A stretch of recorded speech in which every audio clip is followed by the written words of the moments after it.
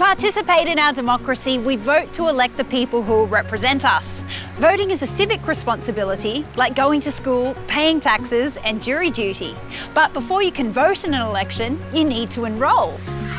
Voting is compulsory for Australian citizens who are 18 years or older. You can enrol when you turn 16, but you need to be 18 before you can vote at an election. Go online and complete an enrolment form. When you're enrolled, your name and address will appear on the electoral roll, so you're ready to cast your vote at the next election. It's that easy. Enrol, vote, and have your say, and be an active citizen.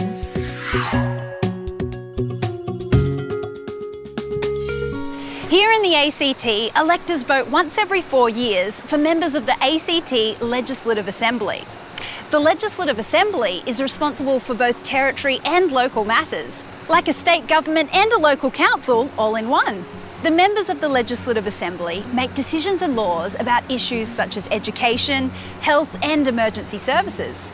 And they also look after local matters like community libraries, public parks and sporting grounds, swimming pools and the garbage collection.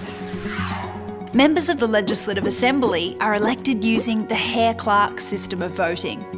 This proportional representation voting system uses preferential voting, where voters are asked to show which candidates they prefer by numbering them. Hare-Clark is used in Tasmania and the ACT. Tasmania first used Hare-Clark in 1897 and it was introduced in the ACT in 1995. Electorates are voting areas for elections. The 3 electorates for Legislative Assembly elections are Brindabella, Ginninderra and Molonglo. Your home will be in one of these electorates.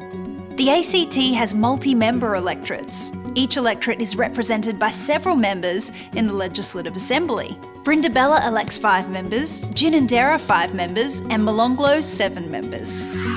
Before an ACT Legislative Assembly election, the ACT Electoral Commission checks how many people are living in each electorate. Sometimes the borders of an electorate will need to change to make sure it's the right size. This process is called a redistribution. You'll know when it's election time. There will be advertisements online, in the newspapers, on television and on radio. The elections for the Legislative Assembly are fixed term. They're held on the 3rd Saturday in October every 4 years. Put it in your diary. You can vote at your local polling place, often the local school, or at a polling place in another electorate. If you won't be in Canberra on the day of the election, you can pre-poll vote before you leave. Or you can post your vote if you are ill, travelling in Australia or overseas. The ACT Electoral Commission will post the ballot papers to you. You complete your vote, then post it back. Just make sure it's in the post before election day. Remember, voting is compulsory, so use one of these methods to place your vote and have your say in how the ACT is governed.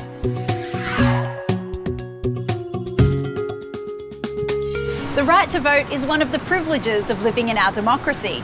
To cast your vote, you'll need to complete a ballot paper.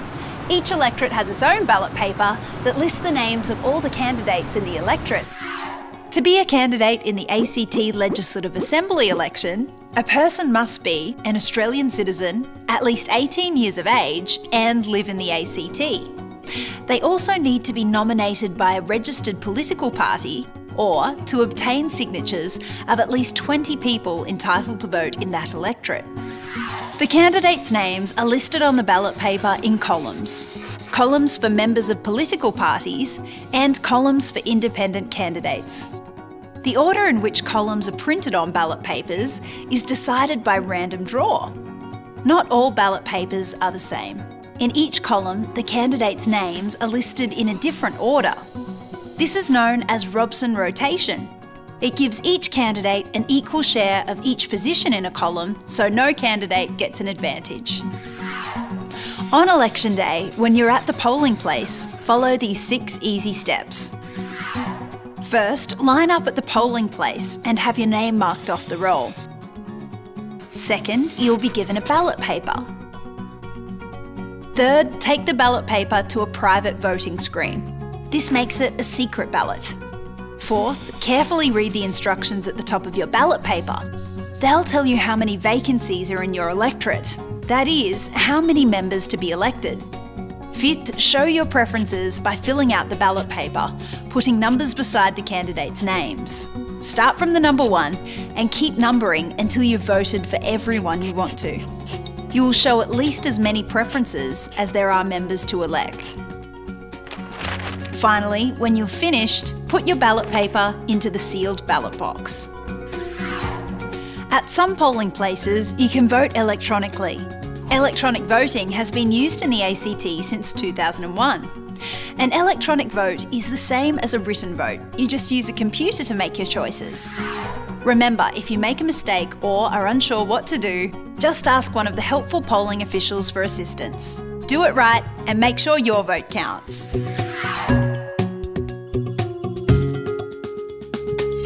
In a referendum held in 1992, the people of the ACT voted to introduce a proportional representation system to elect the members of the ACT Legislative Assembly, the Hare-Clark system. Under the Hare-Clark system, to be elected, a candidate has to receive enough votes to reach a quota. A quota is calculated using this formula. The formula is calculated by dividing the total number of formal votes, meaning a vote that's been correctly cast, by the number of vacancies. That's the number of candidates to be elected, plus 1. Then we add 1 to the total.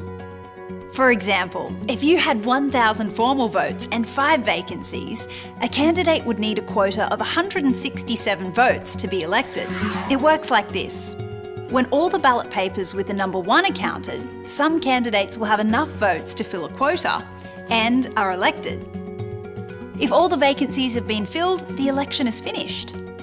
But if all the vacancies haven't been filled, we keep counting. If a candidate has received more votes than the quota, the number of votes over the quota is called the candidate's surplus. The value of the surplus votes gained by an elected candidate is passed on to other candidates according to the preferences indicated on ballot papers by voters. The preferences from these votes are redistributed at a reduced value called a fractional transfer value. Then, the new total of votes for each remaining candidate is calculated. These preference votes may be enough for more candidates to reach a quota. If there are still vacancies unfilled after all the surplus votes have been distributed, then the candidate with the fewest votes is excluded. That candidate's votes are then transferred to the next choice by the voter. The process of distributing surplus votes from elected candidates and excluding the candidate with the fewest votes goes on until all the vacancies are filled.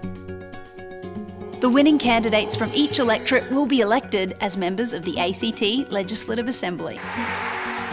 Now, if one of those elected members leaves the Legislative Assembly before the next election, it creates a casual vacancy and a replacement member has to be elected. The new member will be elected from the candidates from the original election, so no need to revisit the polling place. Those original candidates in the electorate will be contacted to see who is still interested in a position in the Assembly. Then, the ballot papers cast for the vacating candidate are recounted electronically to see who would have been elected next. And this person becomes the new member. We can thank Sir Thomas Hare, an English lawyer, and the Tasmanian politician Andrew Inglis Clark for developing such a fair and representative voting system. If you'd like any further information about voting in the ACT, go to the ElectionsACT website at elections.act.gov.au. And remember, be an active and informed citizen, make a difference and vote.